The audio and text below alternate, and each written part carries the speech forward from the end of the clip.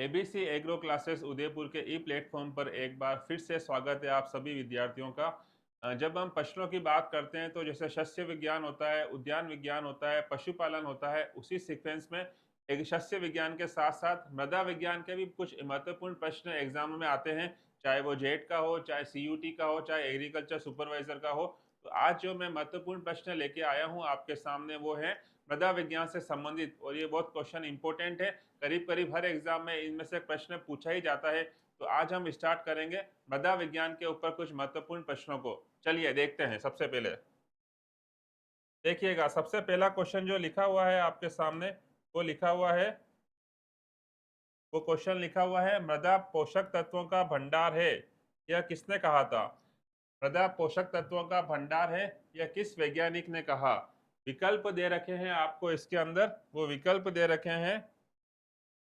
पहला विकल्प दे रखा है लेदर, दूसरा विकल्प दे रखा है डोकुचेव, तीसरा विकल्प दे रखा है लिबिक और चौथा विकल्प दे रखा है विटनी।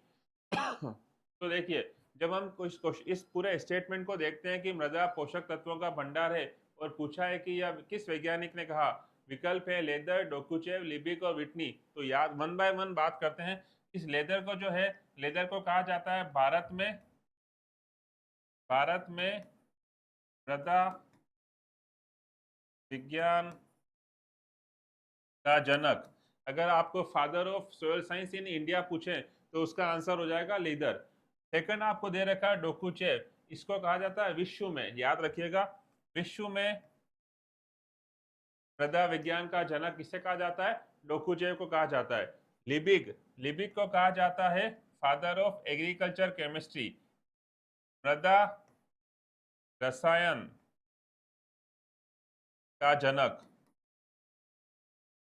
मृदा रसायन का जनक कहा जाता है लिबिक को। और ये जो स्टेटमेंट था मृदा पोषक तत्वों का भंडार है, किस वैज्ञानिक ने कहा? तो इस क्वेश्चन का आंसर हो जाएगा विटनी, याद रखिएगा आप। तो देखिए, इस तरह से तीनों क्वेश्चन कवर हुए। लेदर को बोलते हैं हम भारत में मृदा विज्ञान का जनक, टोकुचेव को बोलते हैं विश्व में इसका जनक, लिबिक को हम बोलते हैं एग्रीकल्चर केमिस्ट्री के फादर, मतलब मृदा रसायन के जनक। और ये जो स्टेटमेंट था वो किस वैज्ञानिक ने दिया? तो आपका आंसर हो जाएगा विटनी। विटनी ने कहा मृदा पोषक तत्वों का भंडार होता है। नेक्स्ट देखिएगा, मृदा का पौधों के संदर्भ में अगर अध्ययन करना हो, देखिए जब हम सोयल साइंस की बात करते हैं तो दो मुख्य शाखाओं की बात करते हैं, एक होती है पेडोलॉजी और दूसरी होती है इडेफोलॉजी। तो अगर आपसे ऐसा पूछे कि पेडोलॉजी में किसका अध्ययन करते हैं, तो सिंपल आंसर है पेडोलॉजी में हम करते हैं मृदा निर्माण का अध्ययन और इडेफोलॉजी में हम करते हैं मृदा का अध्ययन। लेकिन रेफरेंस किसका देते हैं? पौधों का। तो याद रखिएगा, मृदा का पौधों के संदर्भ में जो अध्ययन होता है वो कहलाता है इडेफोलॉजी। यहां तक बात समझ में आ गई आपको? तो अगर आपसे ऐसा क्वेश्चन पूछे, जब भी आप मृदा का अध्ययन करोगे उसका आंसर हो जाएगा पेडोलॉजी। मृदा, मृदा संरचना हो या और भी कोई टाइप हो, लेकिन जब मृदा की बात होगी तो उसका आंसर सिर्फ और सिर्फ पेडोलॉजी। लेकिन जब आप उस मृदा का रेफरेंस किसका दोगे? पौधे का। पौधों के संदर्भ में अगर आप उसका अध्ययन करोगे तो उस क्वेश्चन का आंसर हो जाएगा इडेफोलॉजी। अब यहाँ पे दो नाम लिखे हुए हैं, पेट्रोलॉजी और पेट्रोग्राफ। पेट्रोलॉजी में करते हैं चट्टान का अध्ययन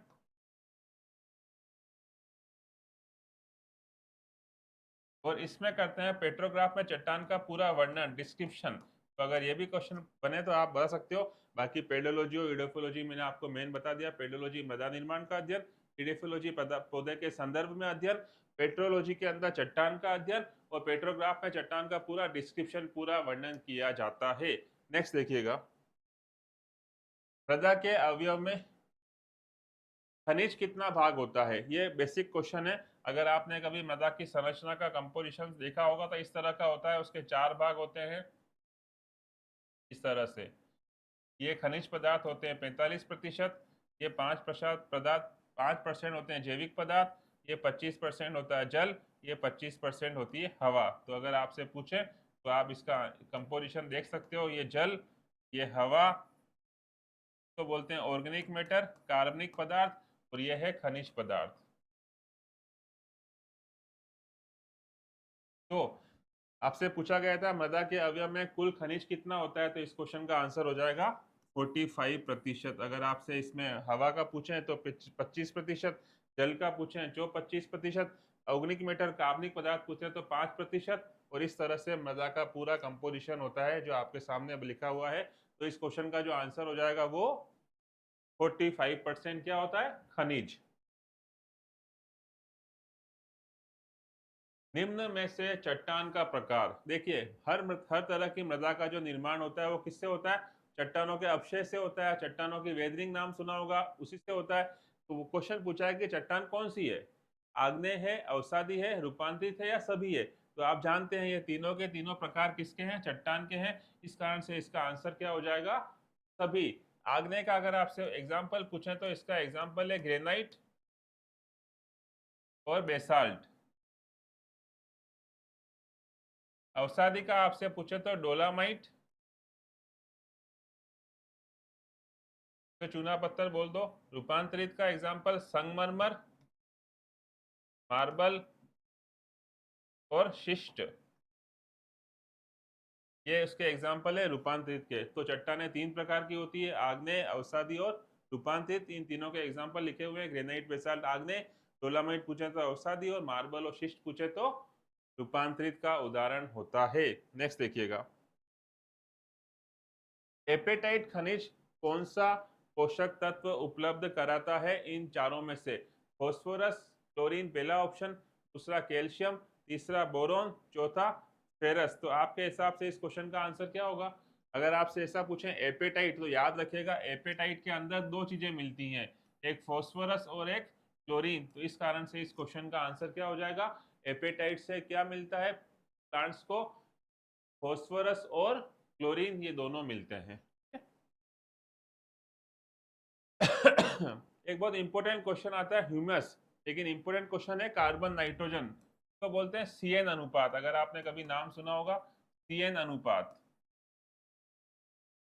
carbon nitrogen ratio, CN ratio humus का कितना होता है। विकल्प दे रखे हैं आपको, 10:1, 80:1, 20:1, 4:9:1। तो याद रखिएगा ह्यूमस का जो सीएन रेशो होता है वो होता है 10:1, मतलब 10 भाग कार्बन 1 भाग नाइट्रोजन, इसको बोलते हैं सीएन रेशो।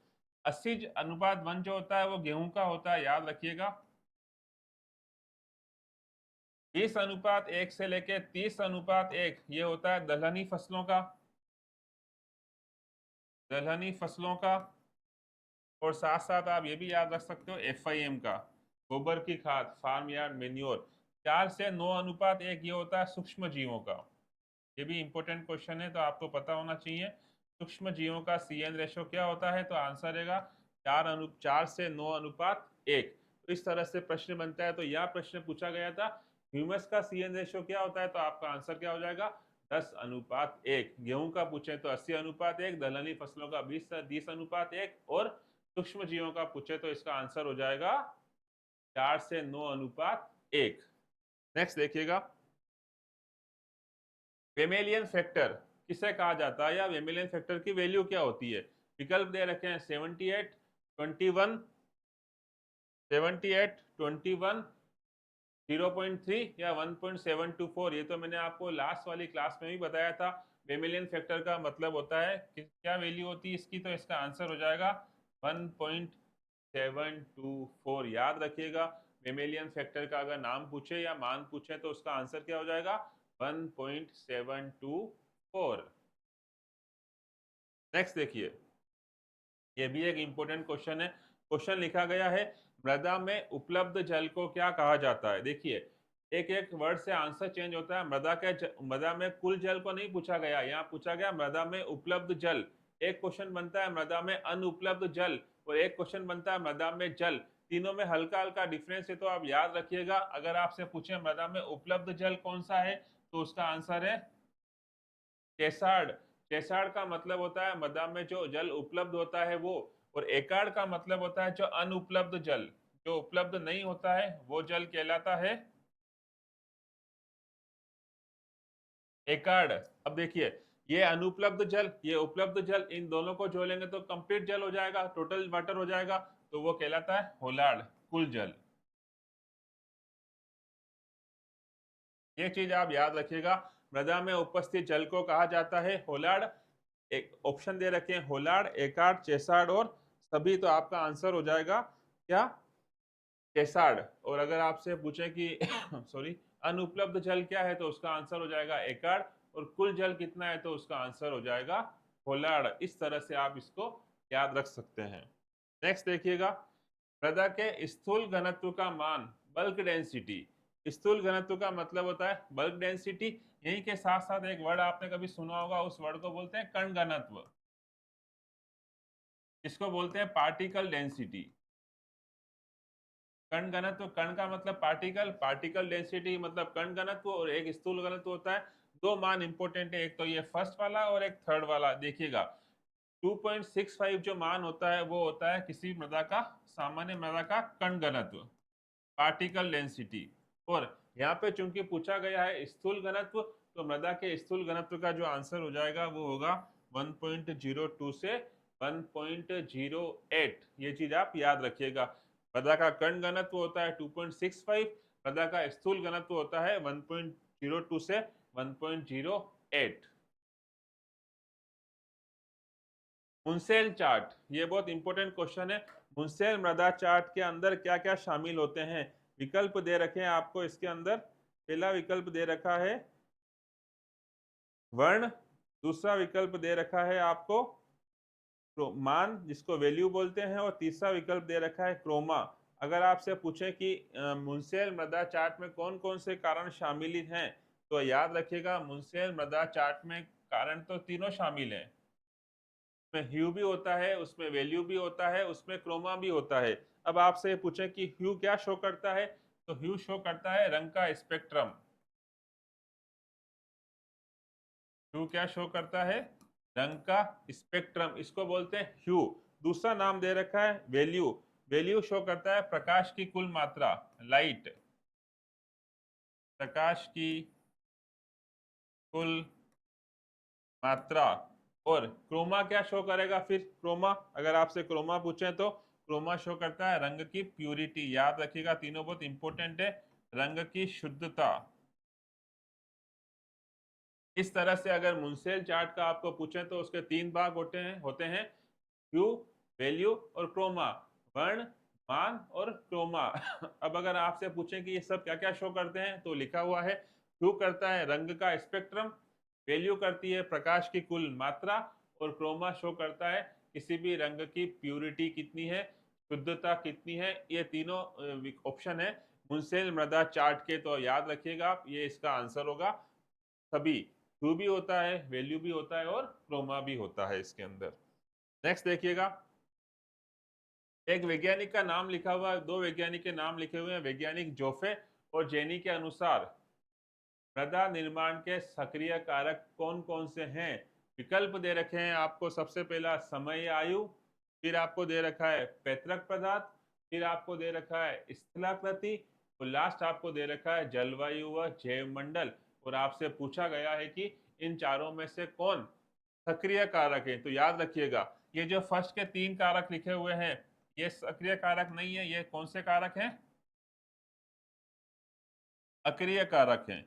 और ये जो लिखा हुआ लास्ट वाला जलवायु व जैव मंडल, एटमोस्फियर, बायोस्फीयर, जो भी आप बोलो, ये है इसका सक्रिय कारक। तो इस क्वेश्चन का आंसर क्या हो जाएगा?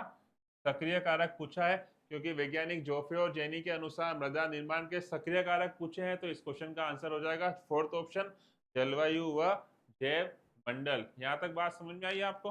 नेक्स्ट देखिएगा,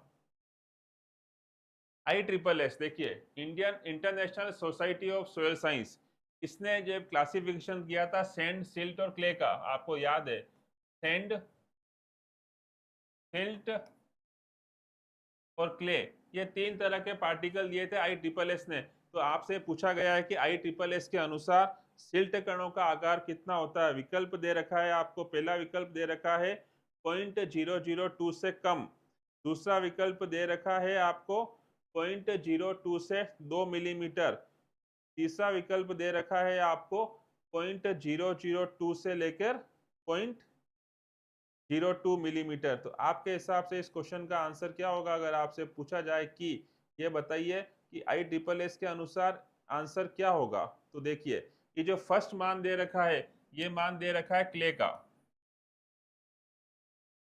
ये जो सेकंड मान दे रखा है, वो दे रखा है रेत, सैंड का। और ये जो थर्ड मान दे रखा है वो है सिल्ट का। तो अगर आपसे कभी पूछ लें इस ISSS international society of soil science के अनुसार सैंड का साइज क्या होता है, क्ले का क्या होता है और सिल्ट का क्या होता है, तीन ही तो नाम होते हैं, सैंड, सिल्ट और क्ले। तो ये रहे उन तीनों के आंसर। अगर आपसे पूछें क्ले का क्या होगा, 0.002 mm से कम। अगर आपसे सैंड का पूछें तो 0.02 से 2 मिलीमीटर। और अगर आपको सिल्ट का पूछे जो यहाँ पूछा गया है, तो इस क्वेश्चन का आंसर होगा 0.002 से 0.02 मिलीमीटर। और कभी आपको पूछ रहे ये किसका है, तो ये छोटे जो पत्थर होते हैं उनका है। मृदा के जो पत्थर टाइप पार्टिकल होते हैं उनका साइज 2 mm से ज्यादा होता है।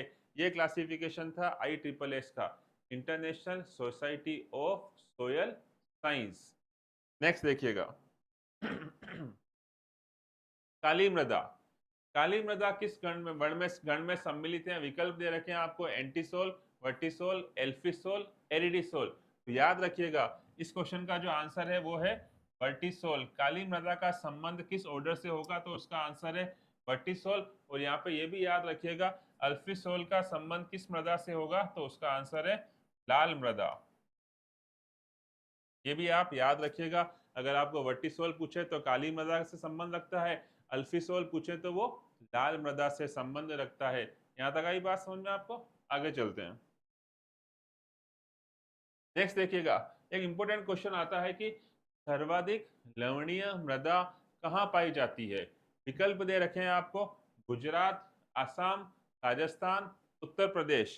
तो याद रखिएगा गुजरात के अंदर जो मृदा होती है वो होती है लवणीय भी होती है और क्षारीय भी होती है। मतलब दोनों तरह की मृदा यहाँ पाई जाती है। आसाम के अंदर मुख्य रूप से जो मृदा होती है वो होती है अम्लीय। उत्तर प्रदेश में जो मृदा होती है मुख्य रूप से वो होती है क्षारीय। और आपका जो प्रश्न पूछा गया कि सर्वाधिक लवणीय मृदा कहाँ पाई जाती है, तो उस क्वेश्चन का आंसर है अपने राजस्थान में। अपने राजस्थान की सर्वाधिक मृदा अगर पूछे कौन सी किस प्रकार की मृदा मिलती है, तो उसका आंसर हो जाएगा लवणीय मृदा अपने यहाँ बहुतायत में पाई जाती है राजस्थान में। नेक्स्ट देखिए, राष्ट्रीय कार्बनिक खेती संस्थान, national institute of organic farming, national institute of organic farming, इसका हेडक्वार्टर कहाँ स्थित है? विकल्प दे रखे हैं आपको, गाजियाबाद, भोपाल, करनाल या देहरादून। तो अगर आपको थोड़ा सा याद हो तो Indian institute of soil science, ये इसका हेडक्वार्टर तो कहाँ स्थित है? भोपाल में, आपको याद होगा। दूसरा एक इंस्टीट्यूट आपने सुना होगा CSSRI, central soil salinity research institute, केंद्रीय मृदा लवणता अनुसंधान संस्थान, ये कहाँ स्थित है? करनाल में स्थित है। और अगर आपको ये पूछे कि national institute of organic farming कहाँ है, तो इसका आंसर है गाजियाबाद, यूपी के अंदर। ये चीज आप याद रखिएगा, ठीक है। National institute of organic farming का हेडक्वार्टर कहाँ पे है? तो आपका आंसर क्या हो जाएगा? आपका आंसर हो जाएगा गाजियाबाद। और जो दूसरा दो ऑप्शन दे रखे हैं, भोपाल में किसका हेडक्वार्टर है? Indian institute of soil science का। और central soil salinity research institute का हेडक्वार्टर कहाँ पे है? करनाल के अंदर है। यहां तक बात समझ में आई आपको? नेक्स्ट देखिए, मृदा की सबसे छोटी इकाई क्या है? पेडोन, पेड्स, क्लोड या कोई नहीं? तो याद रखिएगा मृदा की सबसे छोटी इकाई जो है उसे क्या कहा जाता है? पेडोन कहा जाता है, पेडोन। अब आप पूछोगे ये पेड्स और क्लोड क्या है, तो देखिए इसको बोलते हैं मृदा का प्राकृतिक पुंज। मृदा का प्राकृतिक पुंज अगर नेचुरली जो बात करें वो पेड्स कहलाएगा, और क्लोड जो होता है वो होता है कृत्रिम पुंज। मृदा का कृत्रिम पुंज, ये याद रखिएगा। अगर आपसे मृदा की सबसे छोटी इकाई पूछे तो इस क्वेश्चन का आंसर हो जाएगा पेडोन। लेकिन अगर आपको मृदा का प्राकृतिक पुंज पुंज पूछे तो इसका आंसर हो जाएगा पेड्स। और अगर आपको मृदा का कृत्रिम पुंज पूछे तो उसका आंसर हो जाएगा क्लोड। इस तरह से इस क्वेश्चन का आंसर होगा मृदा की सबसे छोटी इकाई क्या होगी, तो इस क्वेश्चन का आंसर हो जाएगा पेडोन। तो देखिए, जिस तरह से मैं पिछली सारी कक्षाओं में कभी शस्य विज्ञान, कभी पशुपालन के क्वेश्चंस लेकर आ रहा हूँ, उसी तरह से आज मैं आपके सामने आया हूँ, इसके क्वेश्चन लेकर, मृदा विज्ञान के कुछ महत्वपूर्ण क्वेश्चन लेकर। इसी सीक्वेंस में मृदा निर्माण के भी बहुत महत्वपूर्ण क्वेश्चन आगे आपको सीरीज के रूप में मिलते रहेंगे। तो जुड़े रहिए आपने अपने एबीसी एग्रो क्लासेस उदयपुर परिवार के साथ, जिससे आपको आगे आने वाले सारे वीडियो के नोटिफिकेशन मिलते रहें। जुड़े रहिए आपके अपने एबीसी एग्रो क्लासेस उदयपुर परिवार के साथ। बहुत बहुत धन्यवाद आप सभी।